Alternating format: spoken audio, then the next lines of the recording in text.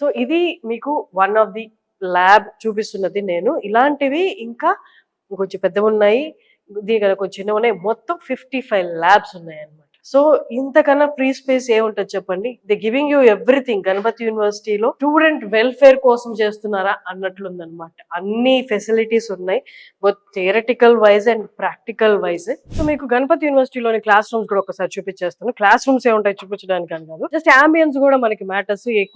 ఎక్కువసేపు మనం class room లోనే టైం స్పెండ్ చేస్తాం కాబట్టి అంబియన్స్, క్లెన్లీనెస్ ఎలా ఉందని చూపించడానికి మాత్రమే ఇది. ఒక్కసారి చూడొచ్చు. సో ఇదంతా కంప్యూటర్ స్టూడెంట్స్ చదువుకునే క్లాస్ రూమ్. ఈ మోస్ట్లీ అన్ని క్లాస్ రూమ్స్ ఇలాగే ఉంటాయి. అండ్ చైర్స్ కూడా చాలా చక్కగా ఉన్నాయి. ప్రొఫెషనల్ వేలో ఉంది. యూనివర్సిటీలో మనకి క్లాస్ రూమ్స్ ఎలా ఉండాలి, చైరింగ్ కూర్చునే చైర్స్ ఎలా ఉండాలి అండ్ బోర్డ్ ఎలా ఉండాలి. So very vast classrooms and ambience కూడా చాలా చక్కగా ఉంది. టోటలీ ఏసీ ఉంటుంది. So everything is controlled year. Only student వచ్చి చక్కగా చదువుకొని మంచిగా ఎగ్జామ్స్ రాసి మంచి జాబ్ తెచ్చుకోవడమే వీళ్ళ పని. ఇప్పుడు మనం ఐఓటీ ల్యాబ్స్ దగ్గర ఉన్నాం అనమాట. Advanced machine learning IoT labs దగ్గర ఉన్నాము. ఇక్కడ గణపతి యూనివర్సిటీలో నార్మల్ గానే మనం అన్ని చూసుకుంటూ వచ్చాం. చాలా ల్యాబ్స్ ఉన్నాయి. ప్రతి కోర్స్ కి నార్మల్ గా 30 అబోనే ఉన్నాయి. కంప్యూటర్ ల్యాబ్స్ అయితే 55 చూసాం మనము. అండ్ అడ్వాన్స్డ్ మిషనరీ ల్యాబ్స్ చాలా ఉన్నాయి. ఇప్పుడు రైట్ లో ఉన్నది మనం ఐఓటీ ల్యాబ్స్ దగ్గర. ఈ ఐఓటీ ల్యాబ్స్ ఆల్మోస్ట్ 11 ల్యాబ్స్ ఉన్నాయి. ప్రతి ఒక్క ల్యాబ్ రూమ్ లో 24 సిస్టమ్స్ ఉన్నాయి. ఒకసారి ఆలోచించుకోండి, 24 సిస్టమ్స్ ఇంటూ 11 ల్యాబ్స్. ప్రతి ఒక్క స్టూడెంట్ కి డెడికేటెడ్ సిస్టమ్ ఇస్తారు. యూనిక్ పాస్వర్డ్, మీకు అందరికి తెలిసిందే, unique ID and password. So వాళ్ళు ఎక్కడ ఏ ల్యాబ్ లో ఉన్నా they can access that computer with their credentials అనమాట. సో ఎక్కడ ఒక సిస్టమ్ లేదు లేదా టైం లేదు అని కంప్లైంట్ చేయడానికే ఉండదు. గణపతి యూనివర్సిటీలో మనకి ప్రతి స్టూడెంట్ కి ఇలా లెక్క వేసుకుంటూ పోతే ప్రతి స్టూడెంట్ కి ఎప్పుడు at a time given a time 2 systems available గా ఉంటాయి. అంత వాస్ట్ అవైలబిలిటీ ఆఫ్ రిసోర్సెస్ ఉన్నాయన్నమాట. సో ఇక్కడ చదువుతున్న స్టూడెంట్స్ కి రిసోర్సెస్ కొరతే లేదు. నువ్వు ఎంత చదువుకొని, నువ్వు ఎంత టైం స్పెండ్ చేసి, ఎంత క్వాలిటీ టైం స్టడీస్ లో స్పెండ్ చేస్తే అంత క్వాలిటీ అవుట్పుట్